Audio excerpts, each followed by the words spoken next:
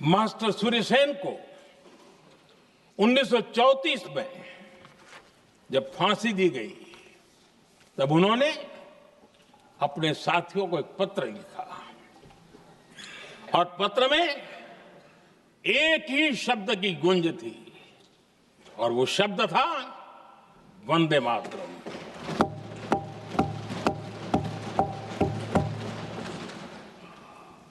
आदरणीय अध्यक्ष जी, हम देशवासियों को गर्व होना चाहिए। दुनिया के इतिहास में कहीं पर भी ऐसा कोई काव्य नहीं हो सकता, ऐसा कोई भावगीत नहीं हो सकता जो सदियों तक एक लक्ष्य के लिए कोटि कोटि जनों को प्रेरित करता हो और जीवन आहूत करने के लिए निकल पड़ते हो। दुनिया में ऐसा कोई भावगीत नहीं हो सकता जो वंदे मातरम। पूरे विश्व को पता होना चाहिए कि गुलामी के कालखंड में भी ऐसे लोग हमारे यहां पैदा होते थे जो इस प्रकार के भावगीत की रचना कर सकते थे। ये विश्व के लिए अजूबा है। हमें गर्व से कहना चाहिए, तब दुनिया भी मानना शुरू करेगी। ये हमारी स्वतंत्रता का मंत्र था, ये बलिदान का मंत्र था, ये ऊर्जा का मंत्र था, ये सात्विकता का मंत्र था, ये समर्पण का मंत्र था, ये त्याग और तपस्या का मंत्र था, संकटों को सहने का सामर्थ्य देने का ये मंत्र था और वो मंत्र वंदे मातरम था। और इसलिए गुरुदेव रविंद्रनाथ टैगोर ने लिखा था, उन्होंने लिखा था, एकी सूत्रे बांधी आछी सोहोस्टोटी मौन, एक ही कार्य सौंपी आछी सहस्त्रो जीवन वंदे मातरम। अर्थात एक सूत्र में बंधे हुए सहस्त्र मन, एक ही कार्य में अर्पित सहस्त्र जीवन वंदे मातरम। ये रविंद्रनाथ टैगोर जी ने लिखा। आदरणीय अध्यक्ष जी, उसी कालखंड में वंदे मातरम की रिकॉर्डिंग दुनिया के अलग अलग भागों में पहुंची और लंदन में जो क्रांतिकारियों की एक प्रकार से तीर्थ भूमि बन गया था, वो लंदन का इंडिया हाउस, वीर सावरकर जी ने वहां वंदे मातरम गीत और वहां ये गीत बार बार गूंजता था। देश के लिए जीने मरने वालों के लिए वो एक बहुत बड़ा प्रेरणा का अवसर रहता था। उसी समय बिपिन चंद्र पाल और महर्षि अरविंद घोष, उन्होंने अखबार निकाले। उस अखबार का नाम भी उन्होंने वंदे मातरम रखा। यानी डगर डगर पर अंग्रेजों की नींद हराम करने के लिए वंदे मातरम काफी हो जाता था और इसलिए उन्होंने इस नाम रखा। अंग्रेजों ने अखबारों पर रोक लगा दी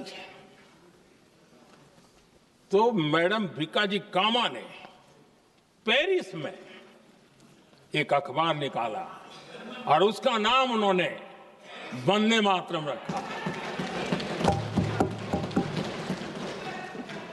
आदरणीय अध्यक्ष जी, वंदे मातरम ने भारत को स्वावलंबन का रास्ता भी दिखाया। उस समय माचिस की डिबिया, मैच बॉक्स, वहां से लेकर के बड़े बड़े शिप, उस पर भी वंदे मातरम लिखने की परंपरा बन गई और बाहरी कंपनियों को चुनौती देने का एक माध्यम बन गया, स्वदेशी का एक मंत्र बन गया। आजादी का मंत्र स्वदेशी के मंत्र की तरफ विस्तार होता गया। आदरणीय अध्यक्ष जी, मैं एक और घटना का जिक्र भी करना चाहता हूं। 1907 में जब वीओ चिदम्बरम पिल्लाई उन्होंने स्वदेशी कंपनी का जहाज बना तो उस पर भी लिखा था वंदे मातरम।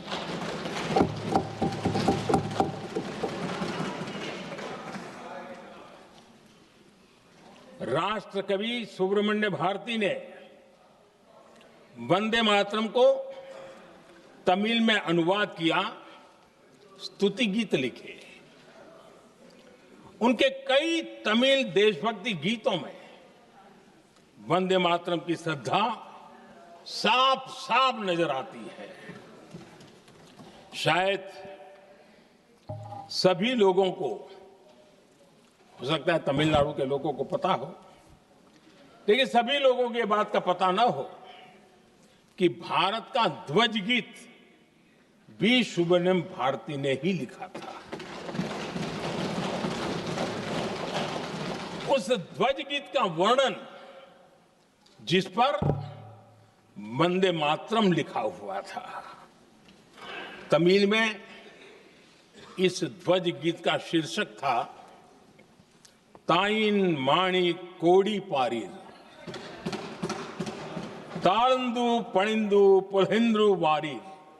अर्थात देश प्रेमियों, दर्शन कर लो, सविनय अभिनंदन कर लो, मेरी मां की दिव्य ध्वजा का वंदन कर लो।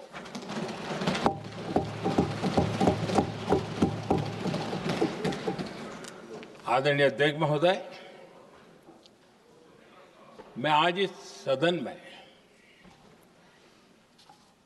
वंदे मातरम पर महात्मा गांधी की भावनाएं क्या थी वो भी रखना चाहता हूं।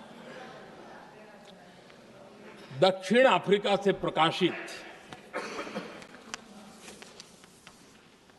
एक साप्ताहिक पत्रिका निकलती थी, इंडियन ओपिनियन, और इस इंडियन ओपिनियन में महात्मा गांधी ने 2 दिसंबर 1905 जो लिखा था उसको मैं कोट कर रहा हूं। उन्होंने लिखा था, महात्मा गांधी ने लिखा था, गीत वंदे मातरम जिसे बंकिम चंद्र ने रचा है, पूरे बंगाल में अत्यंत लोकप्रिय हो गया है। स्वदेशी आंदोलन के दौरान बंगाल में विशाल सभाएं हुई जहां लाखों लोग इकट्ठा हुए और बंकिम का यह गीत गाया। गांधी जी आगे लिखते हैं, ये बहुत महत्वपूर्ण है।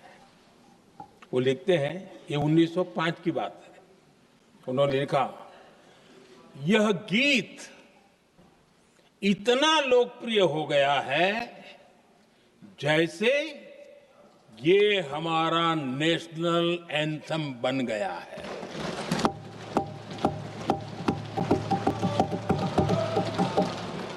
इसकी भावनाएं महान है और यह अन्य राष्ट्रों के गीतों से अधिक मधुर है। इसका एकमात्र उद्देश्य हम में देशभक्ति की भावना जगाना है। यह भारत को मां के रूप में देखता है और उसकी स्तुति करता है। अध्यक्ष जी, जो वंदे मातरम 1905 में महात्मा गांधी को नेशनल एंथम के रूप में दिखता था, देश के हर कोने में, हर व्यक्ति के जीवन में जो भी देश के लिए जीता जानता, देश के लिए जागता था, उन सब के लिए वंदे मातरम की ताकत बहुत बड़ी थी। वंदे मातरम इतना महान था जिसकी भावना इतनी महान थी, तो फिर पिछली सदी में इसके साथ इतना बड़ा अन्याय क्यों हुआ?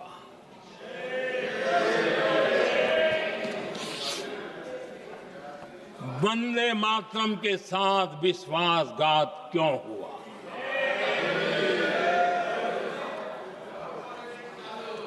ये अन्याय क्यों हुआ? वो कौन सी ताकत थी जिसकी इच्छा खुद पूज्य बापू की भावनाओं पर भी भारी पड़ गई, जिसने वंदे मातरम जैसी पवित्र भावना को भी विवादों में घसीट दिया? मैं समझता हूं कि आज जब हम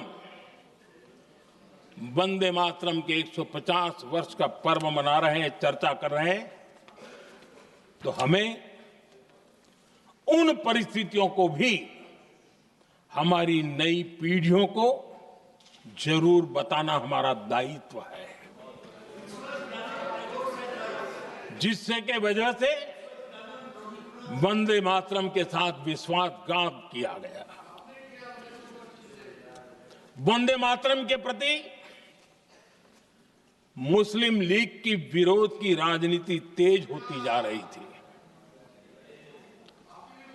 मोहम्मद अली जिन्ना ने लखनऊ से 15 अक्टूबर 1937 को वंदे मातरम के विरुद्ध का नारा बुलंद किया।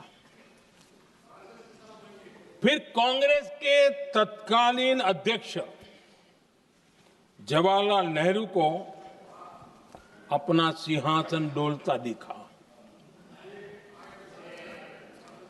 बजाय कि नेहरू जी मुस्लिम लीग के आधारहीन बयानों को तगड़ा जवाब देते, करारा जवाब देते, मुस्लिम लीग के बयानों की निंदा करते,